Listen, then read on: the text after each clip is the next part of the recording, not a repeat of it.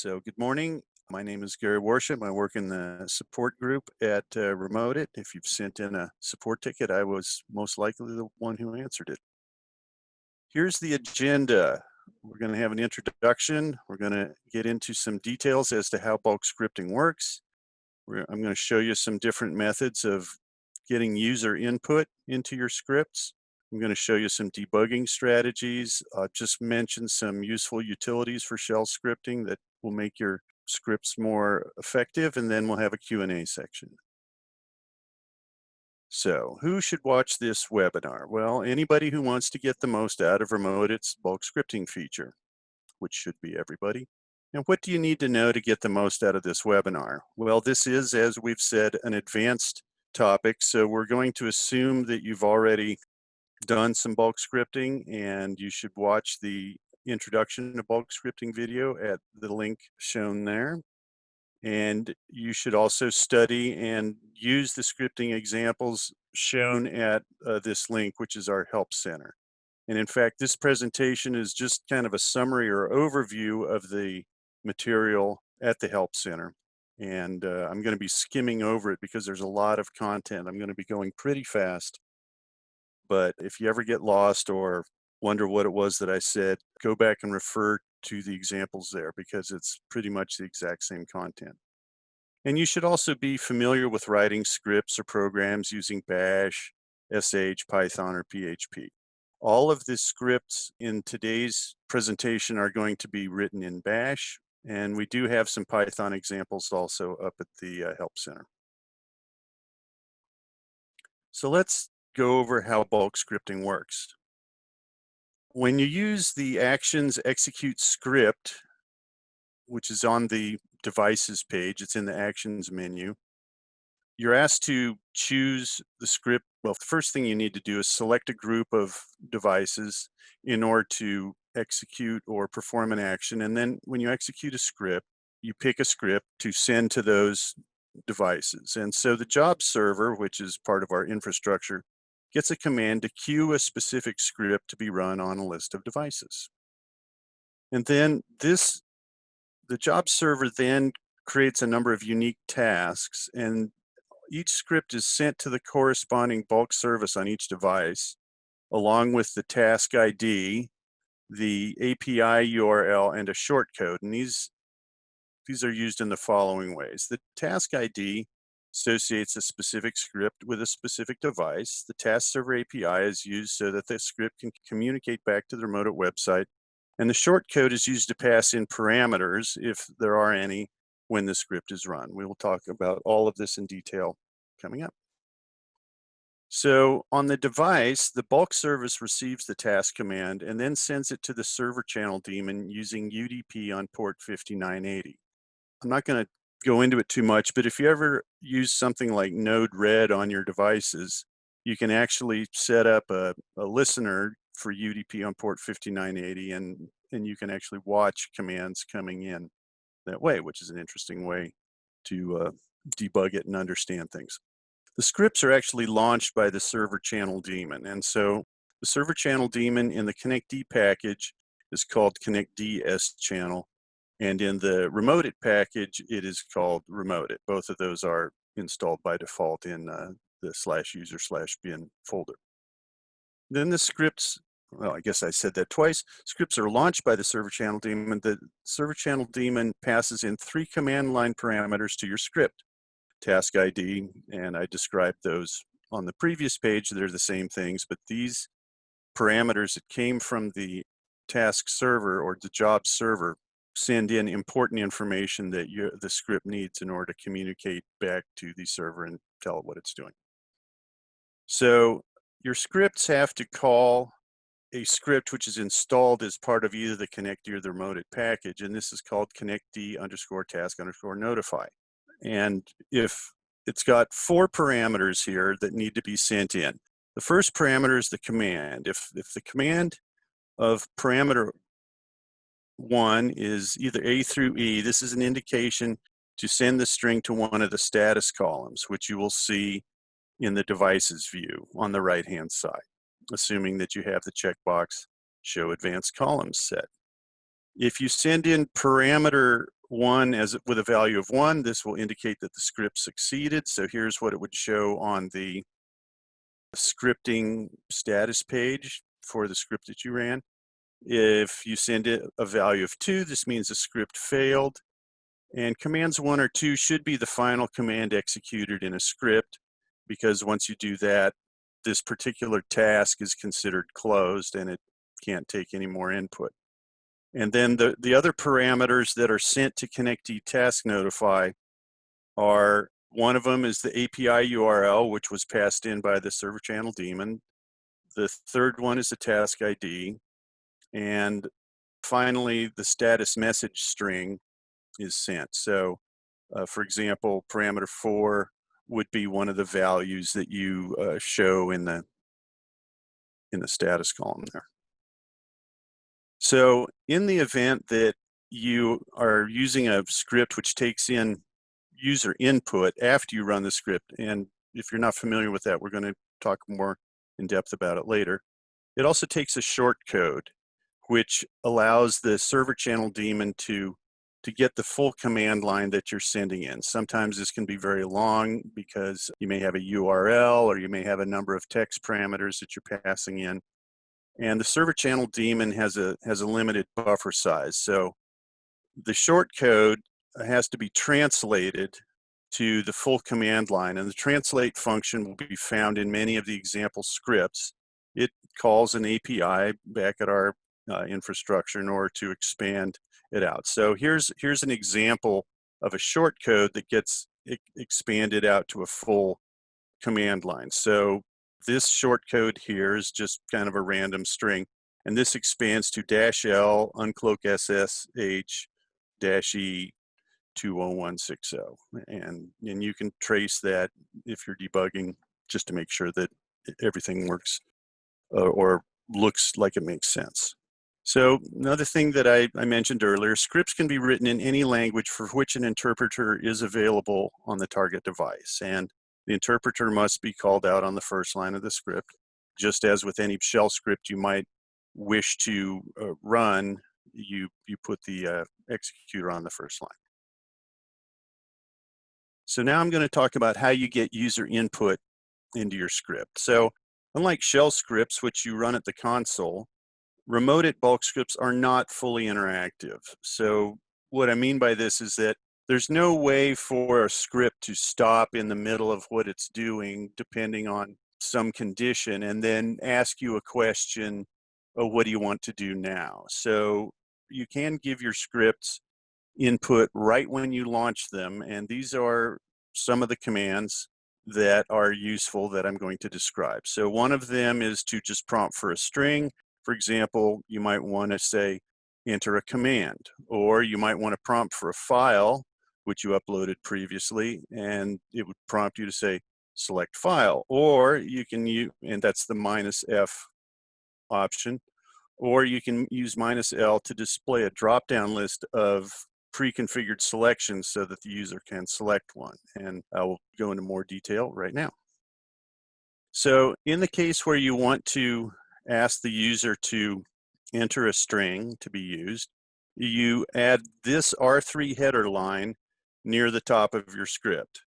So it says on R3 underscore header, comma, -S, and then this is the prompt that you want to display. So when you run the script, it will actually, as soon as you do that, this dialog will pop up and it will ask you to enter a command that will subsequently be used in whatever way you want by your script. And then when you're done with that, you click on the finish button here and it will continue. And then the translate function translates this short code into the string. And when you use -S, the parameter here is base 64 encoded. So in this particular case, and the sample script at our help center shows, or what I did was I said, I'm going to send in the command ls-l/temp. What this means is I want a long format listing of all the files that are in my /temp folder. And this particular script allows you to type in any valid command And then the other thing it does is it trims it just to the top 10 entries so that it doesn't overflow the status cell. But in any case, down in the body of the script, after we get after we expand the shortcode, we go into a getOps loop. And you'll notice here that the first parameter of getOps is s. This matches the s that you sent in here and is actually part of the command line. So getOps s, and then we have a case for handling s here, which means to say the way we extract the value that we really want to use is we echo this through base 64 to code, and then that's how we actually get this value ls minus l slash temp. And so the variable command string now contains the value entered in the pop-up dialog. Subsequently, in this script, what it does is actually executes that and gets the value back here. So if you're interested in just running arbitrary commands as you would if you were actually on the console of your device through a script to retrieve useful information like this is the way to do it. Okay, the next option I'm going to describe is -f. This is to send a file to your devices. And a lot of times you would do this if you want to send content or, for example, some kind of firmware upload or something like that. So first thing you need to do is you need to put a file in place. So in the scripting submenu, you'll click on the upload button, and then you choose the file that you want to upload, and you'll select the general purpose content option. And this makes it available for use by scripts.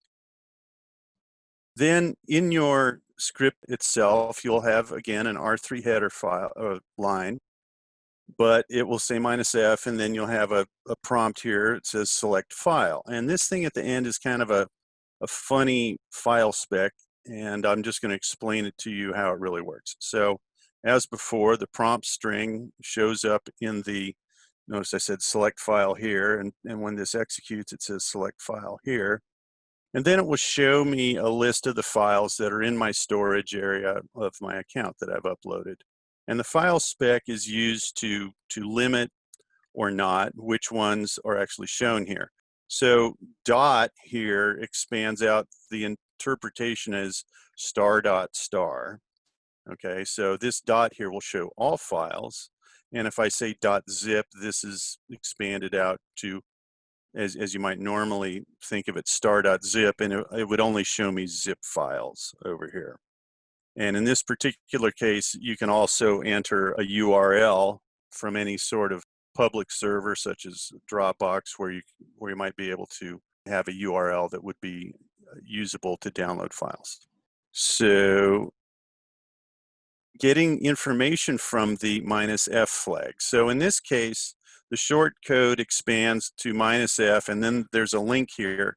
And what's funny about this, I just looked at this morning, is that this link for files which are in your own personal storage area, this expands to an enormously long link. There's about, I don't know, it's almost half a page of text on a laptop screen. So that's why I put ... here. But you can actually see there are three strings here. The first one is this gigantic link.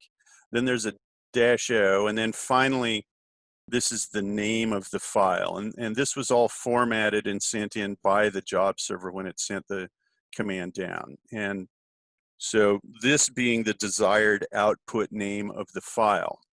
Now the way you parse this, the -f option, is to, again, use f. That matches f up here. Then you also have an f statement, an f case in this case statement. And the actual file name can be picked off by getting the third value or third column, which corresponds to this file name. In the particular example, send file sample.sh, we've also included a download with retry function, which you can use.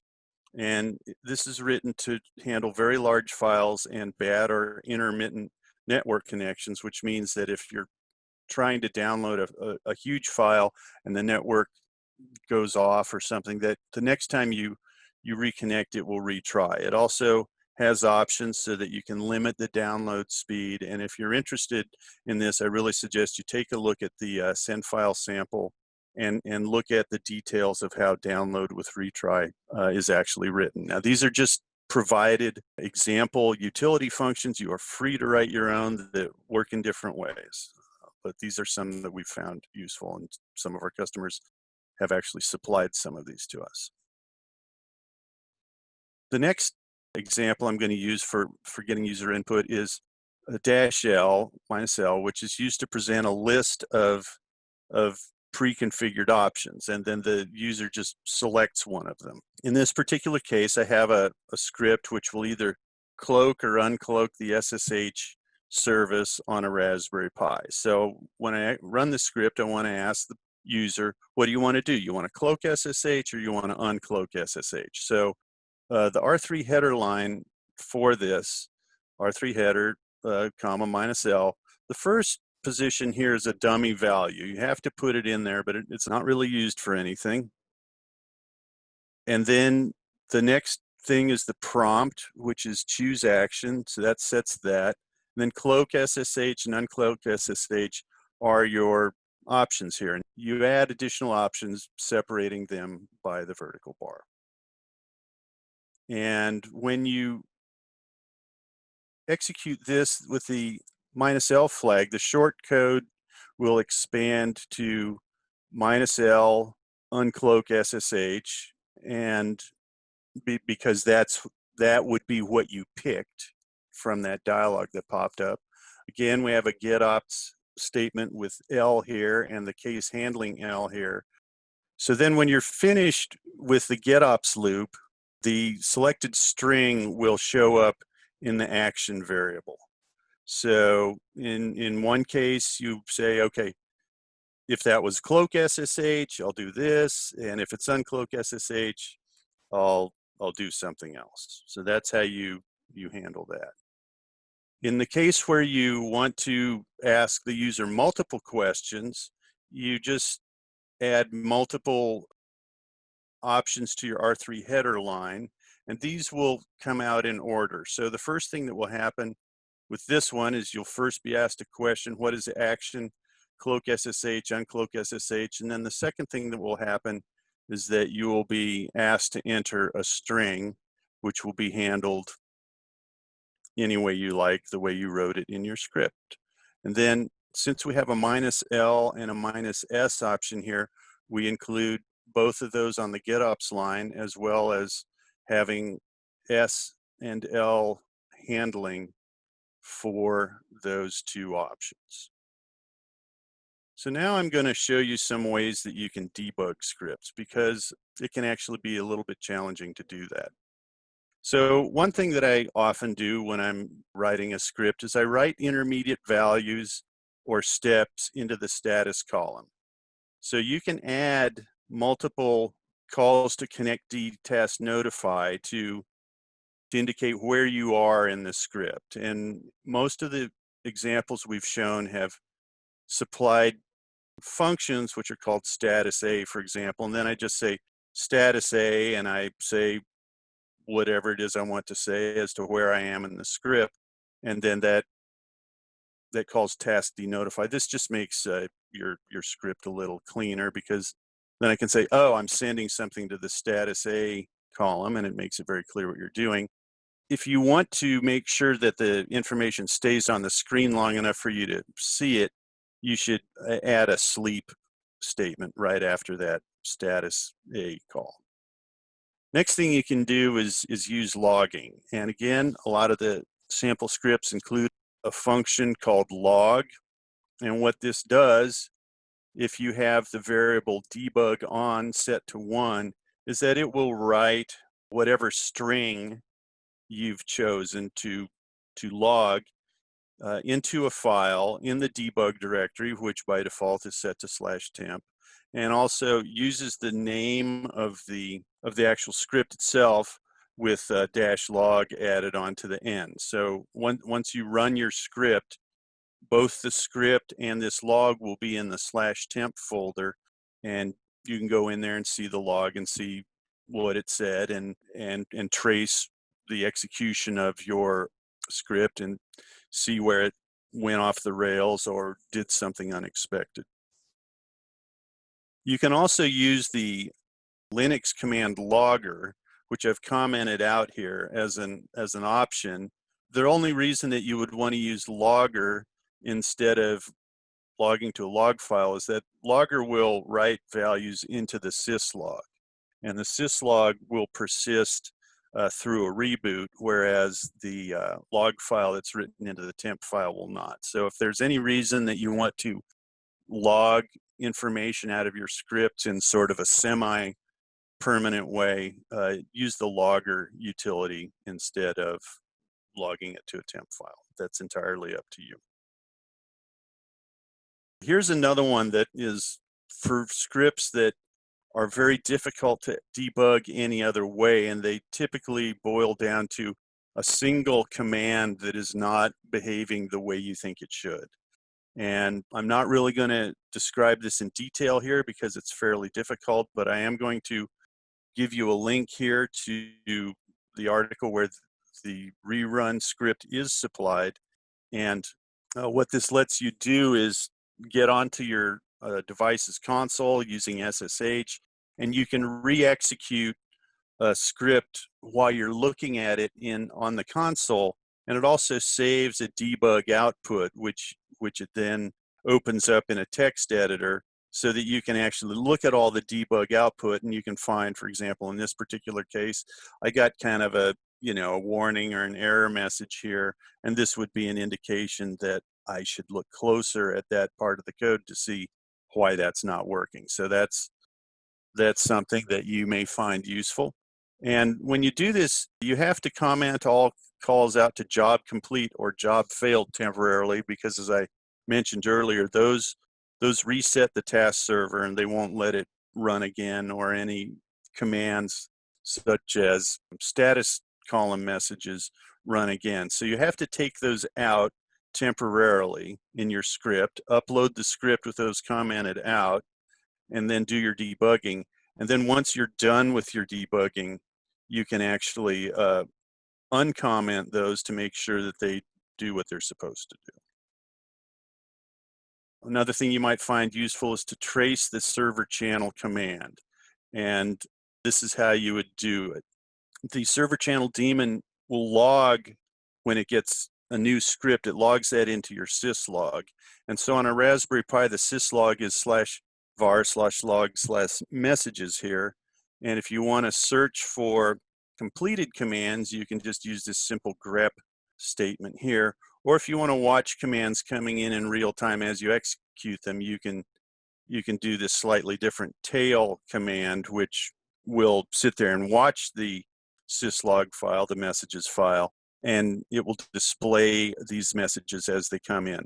So for example, here's a message that was found this way, and this just shows what that message really looks like. That's one level of indication that your scripting function is working. Next thing you can do is you can trace the connectd_task_notify command. As I said before, this is the command that sends information to status columns, and also a function of terminating the script from the perspective of the job server. This also writes messages into your system log. If you search for these using this grep command like this, you will see all of the commands that went back from your script, and you can do further filtering. For example, this is a specific task ID. So if you wanted to pipe the output of this grep statement to another grep statement that had this task ID, or at least some of it, that would filter it down to just what happened for that particular script. Now I'm going to talk about some useful utilities for shell scripting. I do mention some of these in the introductory webinar as well, but getting familiar with one or more of these Linux commands will help you create scripts which narrow down the information that you really want to see displayed. So I'm not going to explain these because we don't have enough time, but you can use your browser's search function to look for documentation on how to use grep, awk, head, and tail, which are shown in some of these sample scripts. Also, the getops loop, which I showed you previously, is used for parsing the command line parameters. Equivalent functions are available in most high-level languages, such as Python. Is there an API to execute bulk scripts? And the answer is yes, we are developing this, and it is currently in beta test. Another thing that people ask sometimes is, does bulk scripting work in Windows? And the answer to that is, at the moment, unfortunately, it does not. Scripting works on Linux devices and probably on Mac, but I haven't tested that.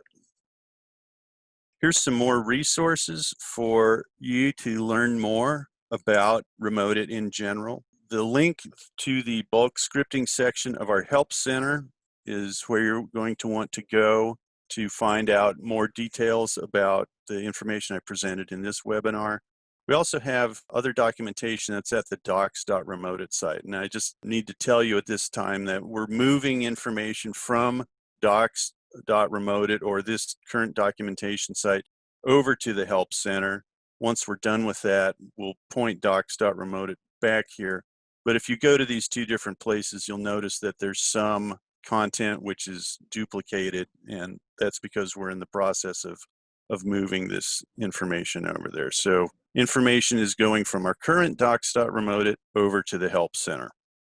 As always, if you have any questions about this webinar or any aspect of using remote.it, do send an email to support@remote.it or use the support widget in your account.